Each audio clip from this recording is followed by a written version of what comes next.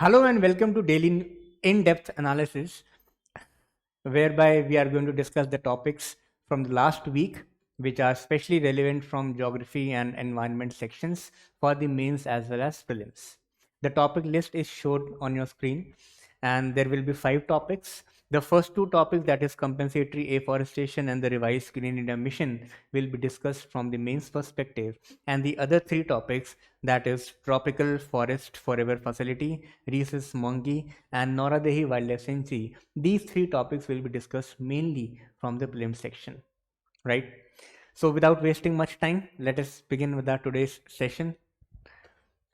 So the first topic which we are going to discuss is related to the compensatory afforestation. The immediate context in which this topic has come in the newspaper is relation to a recent Forest Advisory Committee recommendations. We will come to these recommendations later. The recommendation is regarding the rationalization of the penalty. But first we need to understand the issue. What is the issue? Because only then we will be understand the issue in brief and the context of this. As far as the syllabus is concerned, this topic finds its relevance under General Studies Paper 3 because it talks about pollution, degradation, and conservation. Okay. In this topic, we are going to learn about compensatory afforestation. First, we need to understand what is compensatory afforestation. So compensatory afforestation, also in short form it is known as CA. So compensatory afforestation basically is, let us imagine that you were to construct an industry or you were to establish a project in some area, but it is a forest area. So obviously you have to cut down the trees, right?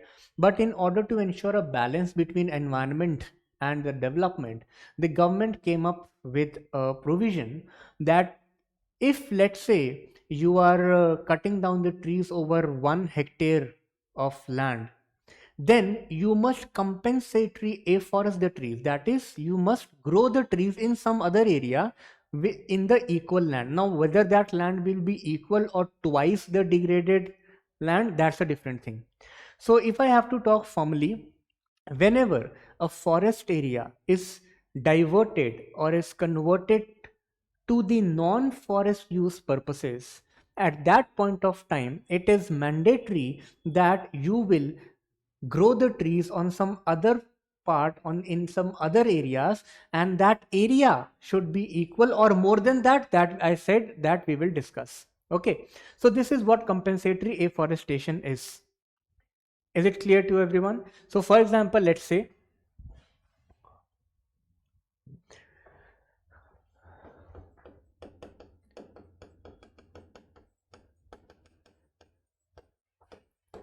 compensatory afforestation.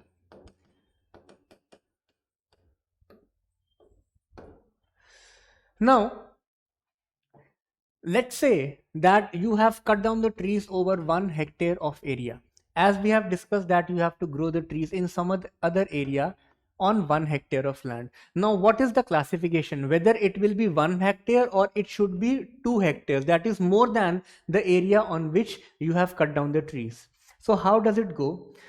So law says, so there is an act, okay? The act says that if you are going to plant trees over a virgin land, that is entirely a new land, then the area should be same. That is, if you have cut down the trees over 1 hectare, then you will have to grow the trees over 1 hectare only. But let's say due to non-availability of the land, because in today's time we all know land is a scarce resource, so you might not get land everywhere.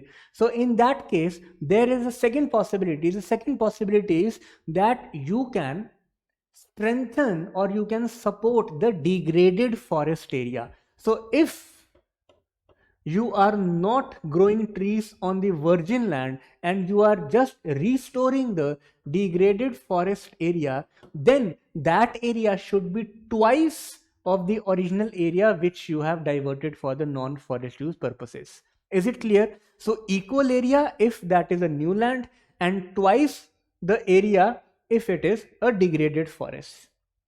Fine. Now, recently, 2 years back, there was an amendment in the Forest Conservation Act also.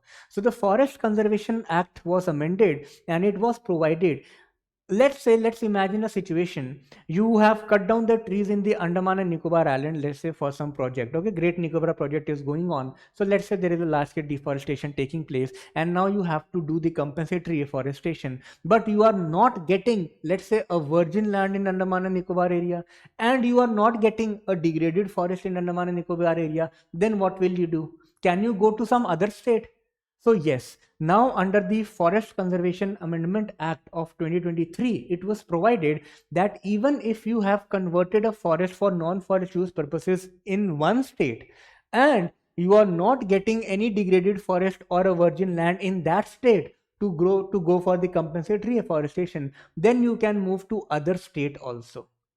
So this was given in order to ensure the flexibility. Otherwise, what can happen that the project proponents can say that we are ready to compensate the loss of trees, but we are not getting the land in your state.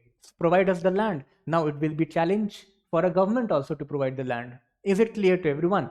Okay, so now with the amendment it is there. Before the amendment of 2023, it wasn't there. The state had to be same. Fine. Now, there are two important concepts in it. Let's say, imagine a situation that I am a project proponent. I submitted my proposal to the government, okay, and I got the permission that I can divert the forest for a non-forest use purposes, and the area is 1 hectare. But what if I have illegally cut down the trees? Let's say I got the permission for 1 hectare, but I have done deforestation in 2 hectares of land. So if in case of illegal diversion, what will happen in case of illegal diversion? Now this is the question. In that case, there are two important concepts which are given in the act. Okay. One, it says the penal compensatory afforestation. And second, it says the penal net present value. So this is what? Penal compensatory afforestation, and this is what? Penal net present value. What is the difference between these two penalties?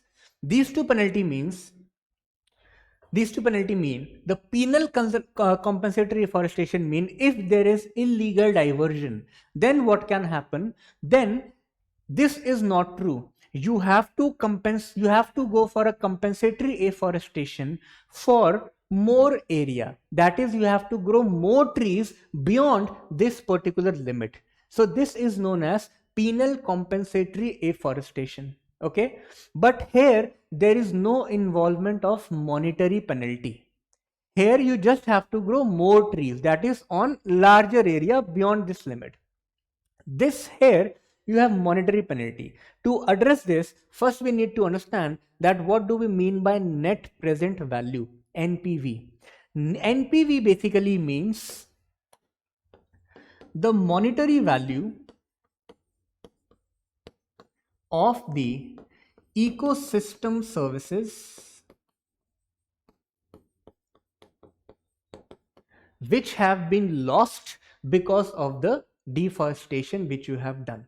Okay, so you have to convert the ecosystem services of that deforested area in terms of money. So monetary value, this is known as NPV. And if you have illegally cut down the trees, if for that portion you have to go for penal NPV, that is, you have to give the monetary penalty. So this is basically a monetary penalty, right? This one was a non-monetary penalty, just grow more number of trees. The context is what? That why are we discussing it? Now if you look at this thing, so the context says the Forest Advisory Committee of the Environment Ministry has recommended rationalizing and standardizing the penalties imposed for violations of this particular act, Forest Conservation Act. Clear? What was happening? because there existed two types of penalty, and but there was no standardization that which penalty should be levied in what situation. So for example, let us take two scenarios. Scenario number one: there is an authority said that you have to go for a monetary penalty. Okay, you have to pay money. The project proponent will say that, can't we have some sort of settlement? I'll pay some money to you, but you just give me the compensatory afforestation. I'll grow more number of trees. Okay, but allow me not to give you a monetary penalty. I'll go more number of trees. Now the action, the power is with the authority. So there are chances of corruption and there is a possibility of misuse of these penalties. This is scenario one. Scenario number two is there might be some project proponent on whom both of these penalties can be levied. That is double jeopardy. So for the same crime, you are giving two sorts of punishment. That is grow more number of trees also and give some monetary penalty also. This is the issue. That is why Forest Advisory Committee has said that we have to go for the standardization of this penalty, that in which situation, what sort of penalty and what value. For example, this monetary penalty, this is also not fixed. This also varies. Sometimes 5 times, some 7 times, and sometimes 11 times of the NPV.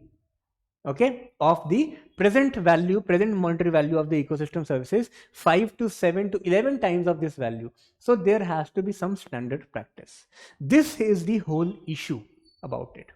So let us now understand that what are the various steps, that how does it go. Okay, if we have to understand the process,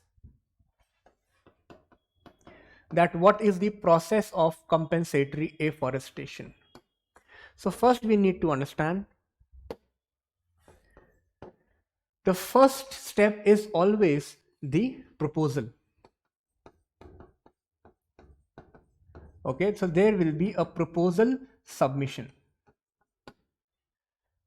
So the project proponent is a person who is building a project over there. Okay, so submission of proposal means that the project proponent will submit the proposal to the state government, which then will also be transmitted to the central government, to the Ministry of Environment, Forest and Climate Change. This is the first step. Naturally, after this first step, there will be a second step of scrutiny. This scrutiny is done by state as well as by the center. During this scrutiny, all the things will be assessed. For example, the quantum of the loss which we are going to face. Is there any alternatives which is available? Is there any alternative area in which you can go for the project establishment, right? For example, location feasibility. All these things are discussed and are analyzed during the second step, that is scrutiny. After that, there is a stage 1 approval. Okay, so in this process there are two stage approvals. So first there is a stage 1 approval. Stage 1 approval is given by Ministry of Environment, Forest and Climate Change. Okay, after analyzing these things, this basically means approval in principle.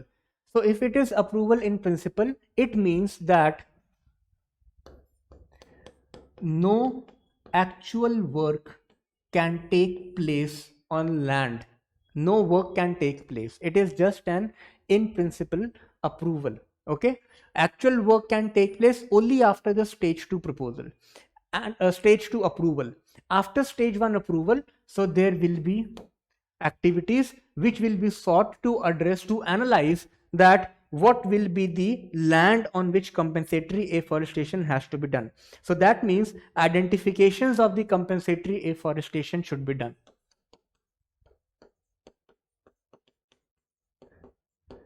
Identification of the compensatory afforestation will be done. Okay, the land for this. Fine.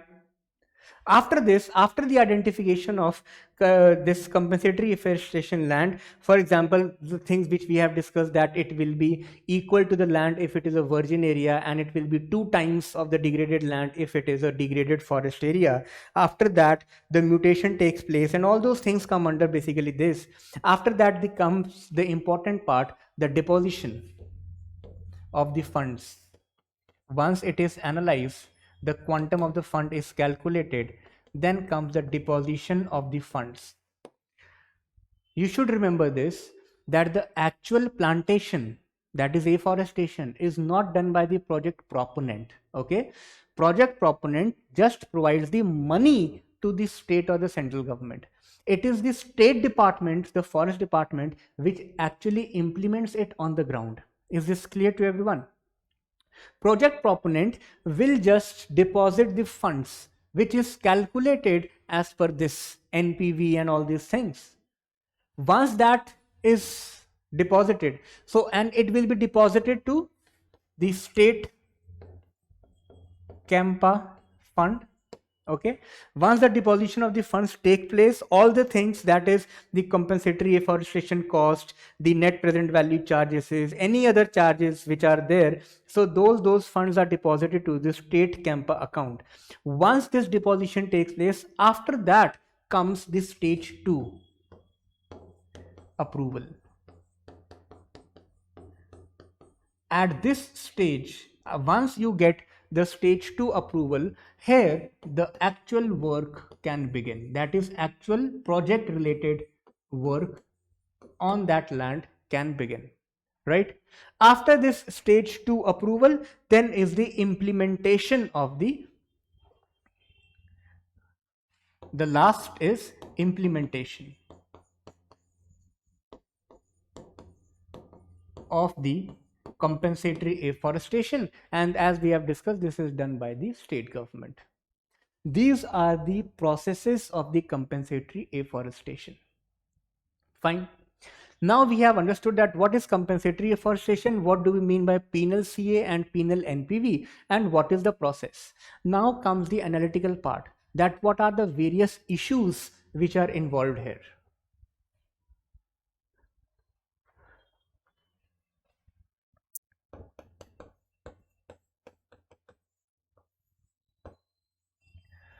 First is the ecological issues. Okay, what do we understand by ecological issues? See, when you look at it superficially, you can understand that it is very obvious that you are cutting, let's say, 100 number of trees here, then you can grow 100 number of trees in some other area. You are cutting 1 hectare of forest here, you can grow 1 hectare of forest over there. But when you understand, when you analyze it, there are a lot of ecological issues which are involved. For example, the first issue is, let us assume that you have cut down a forest which was living there for centuries. Let's say 500 years. Since 500 years, the forest was there. The trees are capturing carbon dioxide. So those trees are really matured. Okay, the forest is really matured. That entire community is developed. That ecosystem has reached the stability phase. Biodiversity is there. But now you are cutting down that forest, and now you are trying to grow another forest. That forest will reach the capability of this forest in next 500 years. What will happen during those 500 years? Okay, so that means the ability of the ecosystem, for example, just the carbon sequestration ability. So this carbon sequestration ability is highly compromised when you cut down one forest and you trying to regrow another new forest. It cannot, the effects cannot be exactly same. Second thing, what are the chances, that is the survival rates? Many a times it has seen that a lot of trees as a part of this compensatory afforestation are grown in the wasteland areas, degraded areas, which are not able to support the trees in long term. So the survival rates of these newly grown trees is very less. So this is also an issue, right?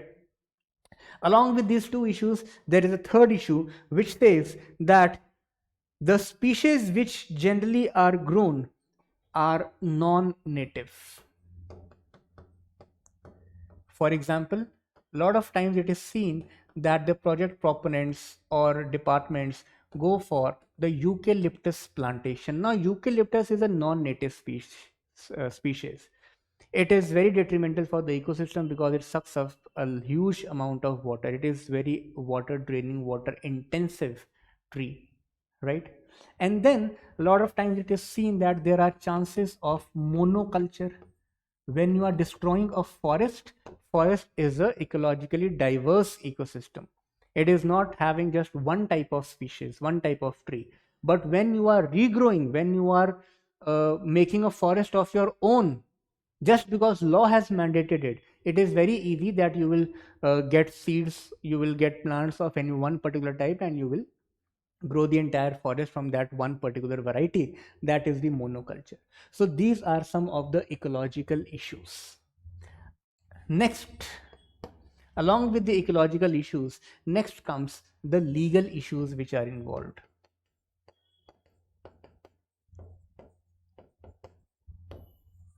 Now, what are the legal issues which are involved in this? For example, the first is, we all are aware about the multiple environmental legislations. For example, the Forest Conservation Acts, Forest Rights Act, right? Biological Diversity Act, Wildlife Protection Act. Many a times what happens that these acts overlap and come in conflict with each other. Okay. For example, many a times it has been seen, and it is recorded by the Forest Advisory Committee also, that the forest dwellers are not even consulted when the forest land or that forest is basically diverted for a non-forest use purposes. Forest Rights Act say that it is mandatory to consult the Gram Sabha of that area, but the diversion takes place first and they are not even consulted, which is a sheer violation of the Forest Rights Act. Similarly, the joint forest management committees are also not taken into account. So this is also an issue. The next issue is related to land for land, as we have discussed this one also. Land for land.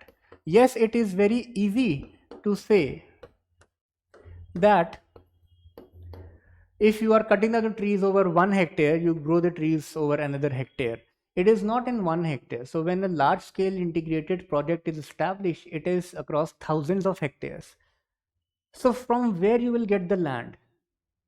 So land for land problem exists. That is the reason that why in 2023 the Forest Conservation Act was amended, and it was said that if you are not getting a land in one state, then you can move to the other state also.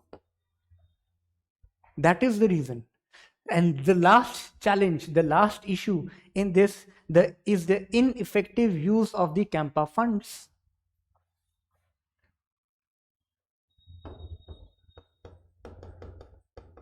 CAMPA underutilization.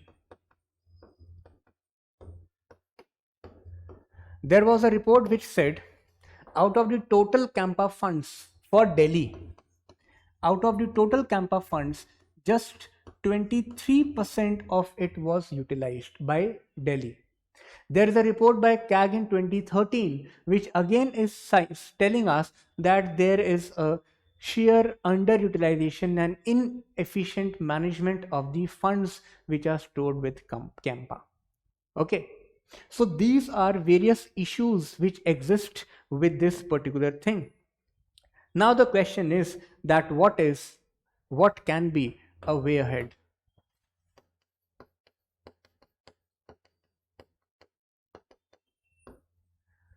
What can be a way ahead? The first, as the Forest Advisory Committee has said, that the penalties should be rationalized. Rationalization of penalties should take place. Second important thing is that we should go for the native species.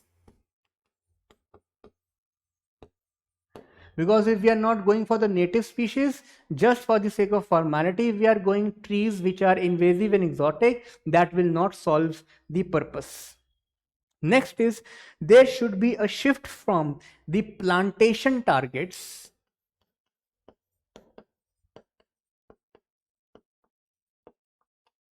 to the ecological standards. Now, what do we mean by this? See, plantation targets means trees cut down in 1 hectare of land and then in another hectare of land. That is quantifying the plantation targets. That is area wise or number of trees. So we should not look at plantation target. We should go for the restoration of the ecological standards. We should measure the soil moisture. We should measure the humidity. We should measure the interlinkages of the food systems of the ecosystem. We should ensure that the hydrological restoration is taking place, the species composition is maintained. If we are not doing it, basically we are not giving adequate focus on the ecosystem, right? In addition to this, as we have discussed, that community participation should be encouraged. Community participation should be encouraged. Along with this, what can be the next steps after community participation? There can be reforms in the CAMPA fund utilization. Okay. So what reforms can you suggest in CAMPA fund utilization? One, there should be verifiable survival rates measurement. If you have grown trees on this much area, how many of those trees are still surviving? So we should be able to verify it. Second, to verify it, we should have a third party auditing mechanism. Along with this, we also should have the real-time GIS based monitoring systems. So these are the various issues which you can write in your answers in order to address all the issues related to the CAMPA fund. These are multiple solutions. You can write these solutions to address these issues. This was the topic, CAMPA funds, and we have discussed all the dimensions. Now let us move to the next topic. The next topic again is from the similar section, GS paper 3, pollution, conservation and degradation. The topics talk about the revised Green India mission. Now for this to understand, first we should know that what do we mean by the Green India mission. Green India mission, are you aware about the National Action Plan on Climate Change, that is NAPCC, National Action Plan on Climate Change? National Action Plan on Climate Change have 8 sub-missions in it. For example, mission related to sustainability of Himalayas, mission related to the sustainable water. Similarly, there is one mission out of these 8 missions, one mission is the Green India mission, right? Green India mission was launched in 2014. The immediate authority which deals with this mission obviously is Ministry of Environment, Forest and Climate Change. Okay. Why we are reading this topic now? Because recently this Green India mission has been revised. Okay. So we should understand the difference between the original mission and what are the revised estimates. If in general you have to talk that what are the objectives of Green India mission, so obviously here you can talk about increasing the trees and afforestation related activities, increasing the carbon dioxide sink, restoration of the degraded land, creating forest-based livelihood options. All these are the broad objectives. There were some quantified targets also. For example, this on 5 million hectares plus 5 million hectares, that we will discuss just in few minutes. So quantifiable thing we will discuss, but these are the broad objectives of the Green India mission. Along with this, the second dimension which we should understand is what are the various issues of this Green India mission. What are the various issues? Okay. So, yeah. So first, just a minute. Okay. So the first and the major issue with this Green India mission is the financial bottleneck.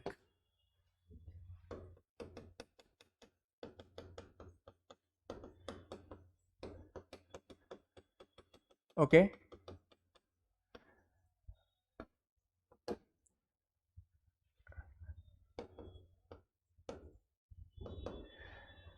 Problem is the Green India mission is not having any of the independent funding mechanism. There is no independent funding mechanism, and that is why it mostly relies on the Campa fund. And we have just seen that what is the situation of Campa fund also. There is a gross underutilization of the Campa fund. Okay, so this is the first issue with the Green India mission. The second similar issue is the community participation deficit. As so, again, this is also the same issue. Community participation deficit. There are around 200 million forest dwellers which are dependent on forest for their livelihood, but as we have discussed in the previous topic also, they are not even consulted, despite the fact that it is mandatory to consult them, to consult Gram Sabha before diverting a land, before going for doing any activity in that, because they are recognized as the first right holders of the forest. They are the natives of the forest. But again, this is an issue over here.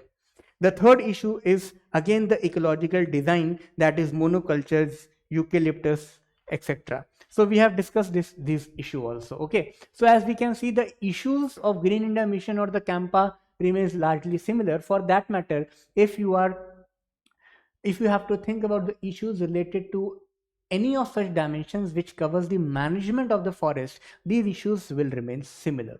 Okay. The mission was launched in 2014. So let us see that what has been the achievement so far. If you are asked in mains to analyze the performance, how will you analyze the performance? So for a performance analysis, we should always have a data. Okay. For example, afforestation coverage. So it is 11.22 million hectares in this particular period. Okay, it is somewhat near the targets because 5.5 plus 5.5, that is around 11 million hectares was the target, and it has been achieved, so it's fine. If we talk about the funding also, so around this much of funding was allocated in 18 states, and around this much of funds have been utilized till now. आधा घंटा. Okay. After that, if we have to talk about the carbon sink, which is created, 2.29 billion tons of CO2 is has been created. This is as per the data which was presented by Lok Sabha. If we have to talk about the institutional structure, so around 26 states are on board, and forest development agencies and joint forest management committees, they are the implementing agencies doing monitoring. So still GI based monitoring is under development. That means still we are not having it, but yes, it is under development. So this is the performance so far. As far as the data is concerned, the performance is relatively satisfactory, not a problem, but still it falls short. Okay, it falls short because our challenges have grown.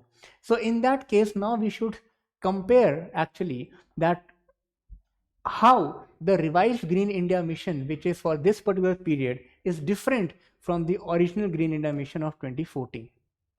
Okay, so let us take parameter wise parameter. First is the focus. The focus of the original Green India mission was afforestation and reforestation on around 10 million hectares. That is 5 million hectares new area should come under forest, and 5 million hectares for the degraded forest we should improve it.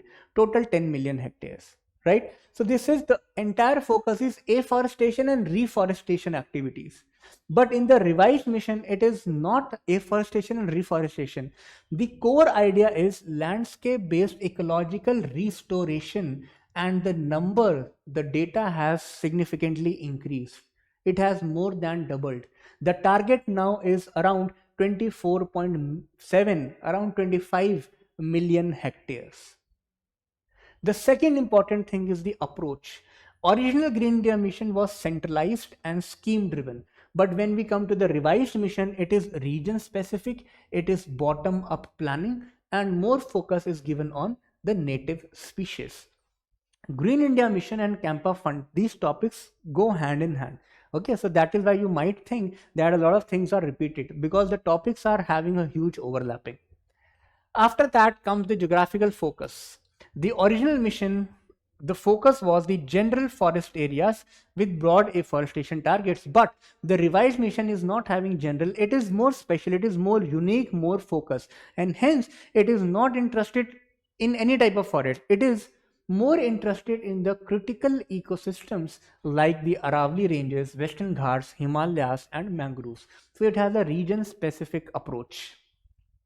When we have to talk about the integration, so it has a limited convergence with the schemes, but the revised mission has a lot of convergence with the existing schemes. For example, Campa, as we are discussing, MG Narega, Pradhan Mantri Krishi Sinchai Yojana, and the Aravalli Green Wall project. Correct? After that, the livelihood support. So the revised mission is creating the livelihood improvement training centers. So you can see a more dedicated approach. But on the other hand, the original mission, the support was provided to the employment during the afforestation works. Okay. Here the NTFP, that is non-timber forest produce processing centers, will also be established for the long-term income. Similarly, if we are talking about the monitoring, we have discussed that now we are moving towards GI based real-time monitoring and the social audits. After that, the private participation. So we are trying to encourage the private public partnership, CSR, and the carbon market participation.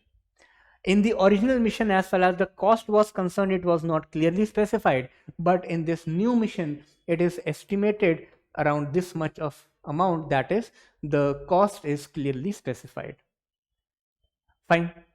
Now let's say if the question comes that what is the approach which the revised Green India mission will be taking in order to combat desertification and land degradation in India? What will be its approach? Now this will tell you this approach.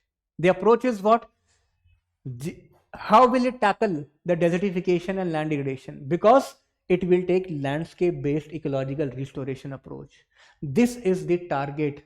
25 million hectares is the target which it will be achieved by 2030. It is going for the native species. It is taking community participation into account because bottom up planning is there. It is having a huge convergence with the existing schemes. Livelihood opportunities are there. That means forests and the forest dwellers will be in sync, right? Similarly, real-time monitoring, private participation. So basically, the features of this revised Green India mission will tell you that how GIM is going to play its role to combat India's desertification and land degradation issue, right? So this was all about this particular topic. Now we shall be moving towards the prelims topic. The first topic is in relation to the tropical forest forever facility. The context is that recently India has said that it would join this particular initiative as an observer. As far as the syllabus is concerned, so it is important for the prelims paper. We just need to understand the key features of this particular initiative. Okay, so let us move ahead. If you look at the questions, for example, in 2025, the three statement based question was asked. Okay, statement 1, that is 28 COP. So basically, conference of parties, we all know, are very important for prelims examination, and if there is some initiative in that year's COP, it altogether becomes more important. Okay, so this previous year question is taken as a reference to tell you that why we are doing this topic, because this topic is important because it is an international environmental initiative and this is going to be launched in the upcoming COP, that is 30th COP. That is why we have taken this topic. Who is designing this? So basically this is a Brazilian initiative. So it is Brazil-led initiative. There are a lot of countries which are part of it, but it is Brazil-led initiative, and it will be launched at COP30 presidency of Brazil. That is why it has become important. India have just said that it will join it as an observer, not the full-time member. Other countries, you can see that co-design has been done by Colombia, DRC, France, Germany, Ghana, Indonesia, Malaysia, Norway, UAE, UK. There are many countries. As far as India is concerned, we have said that we will be joining it as an observer, right? Basically, this initiative is what? This initiative is the financing mechanism.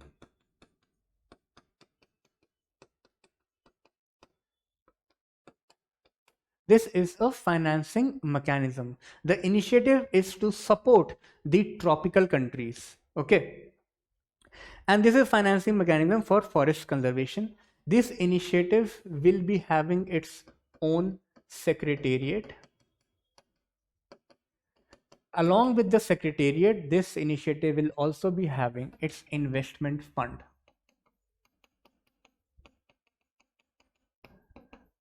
Right? Who can give the money in this investment fund? Sovereign wealth funds can give, philanthropic contributions can be there. This investment fund will then, because it will be a part of this initiative, will then be given to the states, the tropical countries. It will be clearly seen that the activities in which these funds are invested in tropical countries, they are not fossil intensive, that is relatively green technologies and green activities. There will not be a direct investment, but it basically, the fund will be given to the country, the tropical countries, and then it will be a sovereign decision of the tropical country itself that how the country has to use that fund. And based on that, the return will come, which will again go back to the philanthropists or the people who have invested in this particular fund. That is how this entire process will take place.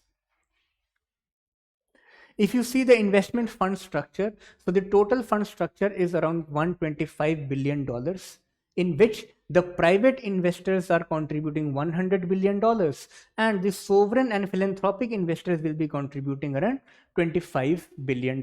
This is the structure. This chart is important. Okay, and for the purpose of prelims examination, what is more important is that what this initiative does not do. What it does, we can use our common sense for it and we can find out the right statement in MCQs. But what it does not do, we have to be very careful. So this initiative does not generate carbon or biodiversity credits, but will help the value ecosystem services. It is not generating its own credits, right? Second, the initiative does not finance the projects directly. It is giving money to a country. The country is investing, country will decide. It does not determine how the tropical forest countries will use the funds. As we have discussed, it is a sovereign decision. This initiative does not replace the other forest finance initiatives and mechanisms, including the RED Plus or the any existing grant programs. Basically, this is complementary, right? Then it does not require the sovereign sponsors to make the grants to support the facility. After that, it does not create any financial obligations for the countries, even in the event of underperformance. Okay, so there is no financial obligations. It is not a loan which is being given and the country has to repay that loan with the interest. No, it is not like that. So there is no obligation. Fine. So we have to be very clear because the statement will come. So generally it will come from these points. Okay. Moving towards the next topic. Now this is a species based topic, again a factual topic for prelims examination, Rhesus macaque. So the immediate context is not that important. The context is that recently there is a recommendation by the standing committee that this species should come back to the schedule 2 of the Wildlife Protection Act 1972. Okay, so this is the immediate context. What are the key facts related to it? So this species has a very wide adaptability characteristics. It can adapt itself from the forest to the shrublands in the coastal areas, and also even in the cities. We have seen monkeys in cities. If there is enough food, so the species survive in the crowded cities also. Then they live in large social groups, we have seen, and their groups, the members in their groups can go from 20 to 200, and we know that sometimes they become violent also. And they have matrilineal social structure. This is very important point. Okay, they are primarily herbivores, but they can be omnivores also. They are arboreal as well as terrestrial. That means they live on trees as well as they live on land. They are also very good swimmers. They mating in large groups. Females may split off to form new groups when the troop size reaches 80 to 100 members. So these are some of their social characteristics. Again, the key facts, no concept in this, so we have to memorize such facts for the prelims examination. Next topic, again factual topic related to Nauradehi Wildlife Sanctuary. The immediate context of this topic is that this has been officially approved as the third site for the cheetah reintroduction in Madhya Pradesh under the Project Cheetah, following the Kuno Palpul National Park and the Gandhi Sagar Sanctuary. Now, what are the important key facts? What are the important key facts related to this particular wildlife sanctuary? Okay, the first important key fact is that it is the largest wildlife sanctuary in Madhya Pradesh. So we are not talking about the national parks, we are just comparing wildlife sanctuaries. So it is the largest wildlife sanctuary, right? Second, the sanctuary is situated in the upper Vindhyan range. So there is a plateau on which the sanctuary is situated in this. River basins, two important river basins pass through this sanctuary, Ganga and Narmada. We are talking about the basins, not the river. So tributary of these, for example, Yamuna here, passes through them. If you have to be very clear about which exact river, Kopra, Bamner and Bierma. Name of these rivers are not important. The only thing is these rivers are a tributary of Kane River, and Kane River is a part of Ganga river system, Yamuna river system, we all know. When we have to talk about the ecosystem, so it is primarily a tropical dry deciduous type of forest. The keystone species here is Indian wolf. Remember, Indian wolf is also there in Nauradehi Wildlife Sanctuary, very important. The other species which are there are tiger, leopard, wild dog, which is also known as dhol. Then important species is black buck, sambar and chinkara. Nilgai is there, fine, but the other species are the most important one. Okay, so these were the key facts related to Nauradehi Wildlife Sanctuary. And these were the topics which I want to discuss in this session. Hope you have enjoyed it. And that's all from my side for today. All the very best.